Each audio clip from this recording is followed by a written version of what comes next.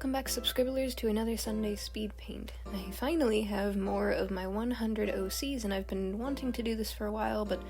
a whole bucket list of plans have been changing, and I should have had a story time up, but it will be coming out Wednesday. I've been working on a new animated intro for 2021, as well as an outro, lots of animations. If you check out my Instagram, I actually have posted some of my more recent works for the Dawn of Gales.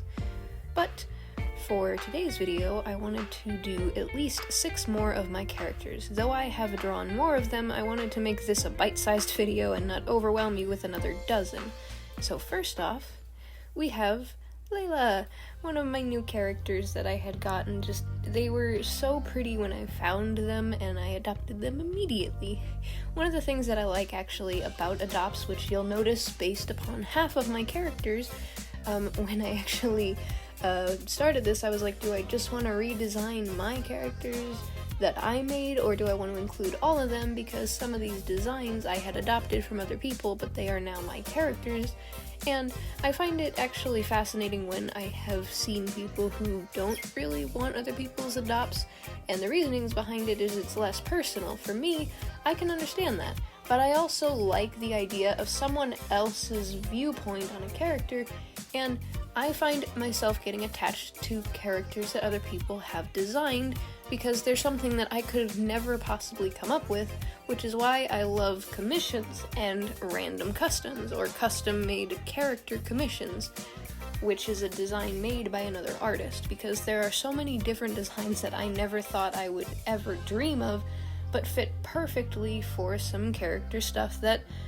I was leaning towards but couldn't put to a picture, and Layla is one of these characters. I've always loved mermaids and furries, and putting the two together, making this mercat, was actually something that I liked, so I adopted them, and I imagine that this character will play a role in some of the ocean scenes that I have in the Dawn of Gales, because I think that having some of the characters be local to the area, and they can be both above water and below water,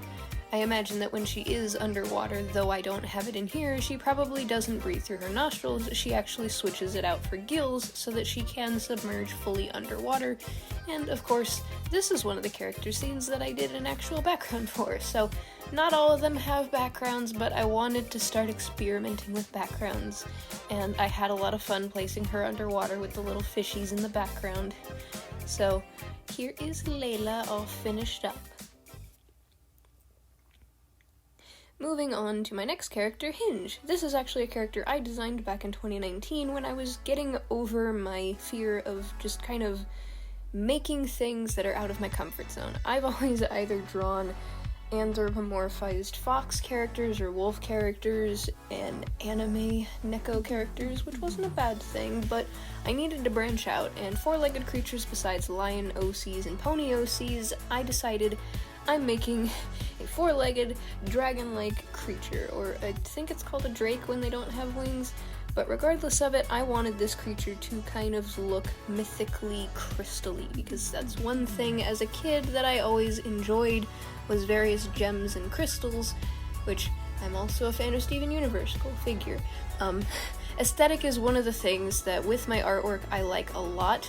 I have a bit of an OCD problem when it comes to my color palettes. I am very picky when it comes to how I place them, and if it just looks off by just a tiny bit, I try and fix it as best I can. I spent forever trying to figure out what shade for these teeth, but I wanted them to look kind of like soot, and then I was like, aha, I'll put a gold tooth in there to make it look less,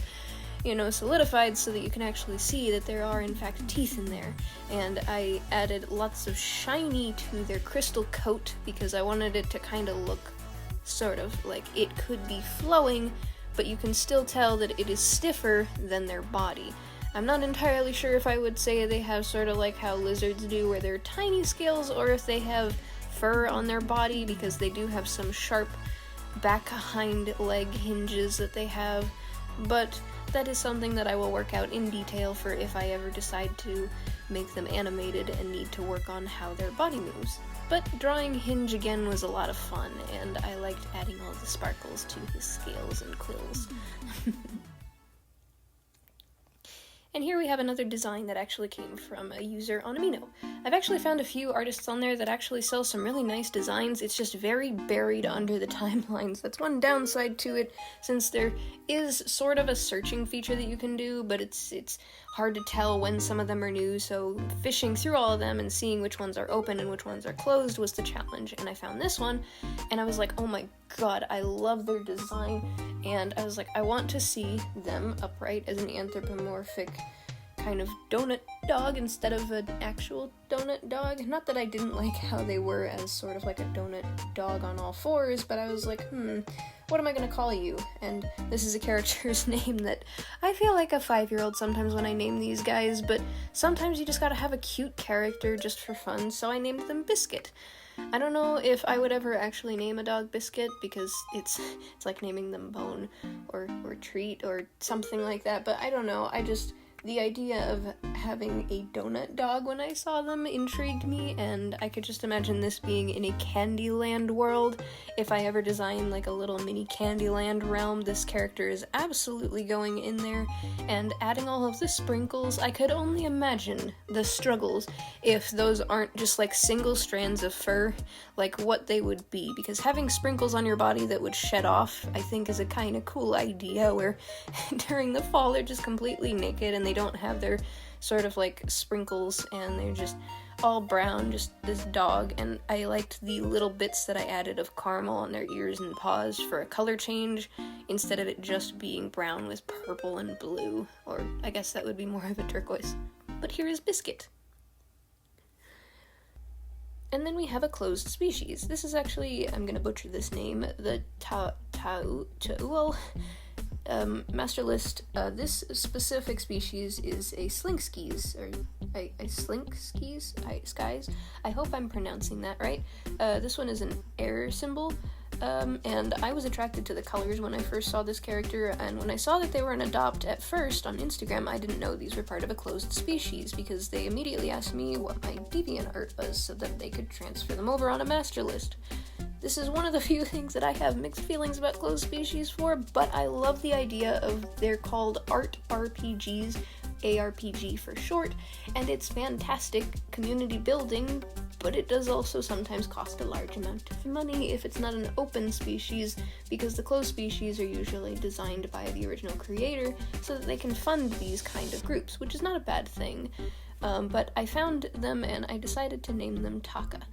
I couldn't really think of much of a name or nickname for them, but I liked the idea of them being a curious little four-legged, almost dog-like creature. They have no eyes, and I just imagine that they probably like eating bugs or berries or stuff that they can dig up, since they have these huge claws in the front and dainty little hind legs. But I'll probably experiment more with the ARPG and maybe try and do some story stuff with them. So here is Taka all finished up.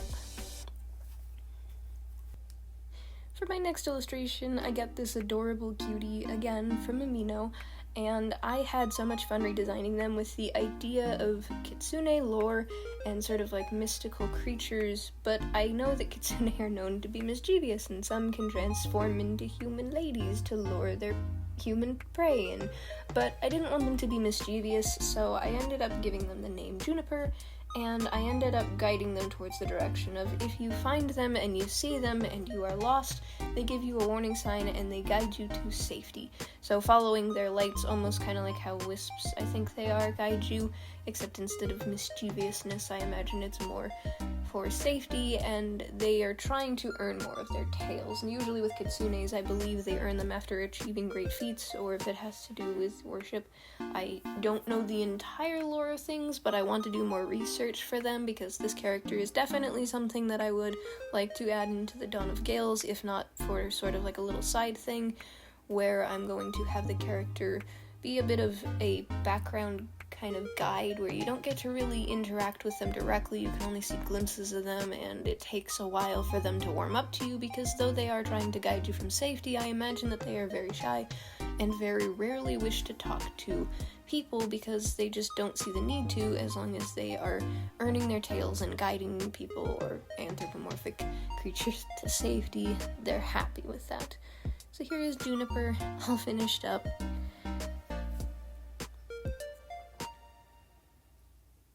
Last but not least, we have a character of mine named Vic, which I'll probably end up having this character go along with Ollie, which is the skunk character I actually made in a previous video. And I imagine that Vic is the coward of the two because he is, I think they're called opossums or possum. And I just imagine that he likes to do, like possums do, play dead or hang by his tail, and every now and again when he's in combat and he tries to use this technique, Ollie has to grab him and just carry him as he's practically fainted, and sometimes Ollie can't tell the difference when he's pretending to play dead as possums do, and if he's actually passed out cold because he's such a scaredy cat. So I can only imagine the team duo of them running around, and Ollie has to do all of the legwork and all of the hard work, but Vic is still sort of like the younger of the two and still has a lot of energy and has a bit of spunk, but is too scared to actually follow through with things. And I like the fact that as I'm redesigning all of these characters, I'm finding sort of pairings now for these characters, pairings, trios, a whole team of 10, and able to match them into easier chunks for me for story and narration purposes. Thank you so much for making it to the end of this video. If you're not already part of the Subscribbler Squad, be sure to put your paws to that subscribe button for weekly notifications, twice a week videos uploaded for the channel, and I also have Linktree in my bio for commission info, Patreon exclusive stuff, my webtoons, Instagram, and all that fun stuff. Stay possum, stay safe, and I'll see you in the next video. Bye-bye!